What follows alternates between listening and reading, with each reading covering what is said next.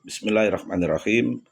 Ada pertanyaan, apakah orang yang pernah berzina dan tidak melakukan taubat, dosanya akan diwariskan ke anak turunnya? Tidak benar. Jadi kalau ada keterangan-keterangan yang disampaikan oleh seseorang atau tersebar di medsos yang mengatakan bahwa dosa zina orang tua itu terwariskan dan menjadi beban atau dibebankan kepada anak turunnya, itu salah, tidak benar. Dalam Al-Quran surat Al-An'am ayat 164 itu ada firman Allah yang berbunyi, a'udzubillahi minasyaitonirrajim, wala taziru waziratu wizra ukhra. Jadi intinya dosa yang dilakukan oleh seseorang itu tidak terwariskan atau tidak dibebankan kepada orang lain, tidak dibebankan ke anak turun. Jadi intinya dosa yang dilakukan oleh orang tua itu tidak terwariskan atau tidak dibebankan ke anak turun.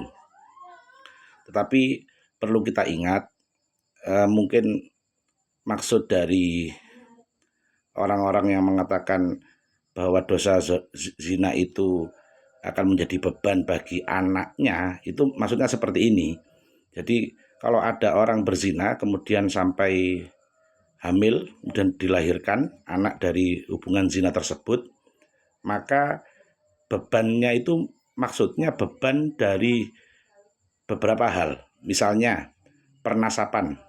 Jadi kalau misalnya anak hasil zina itu perempuan ya, maka ayah atau lelaki yang menzinai ibunya tadi itu tidak secara nasab tidak menjadi walinya.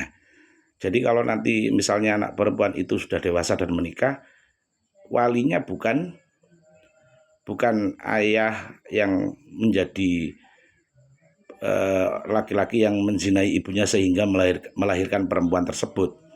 Jadi maksud beban itu membebani atau memberikan keruwetan terhadap nasab anak yang dilahirkan dari hubungan zina.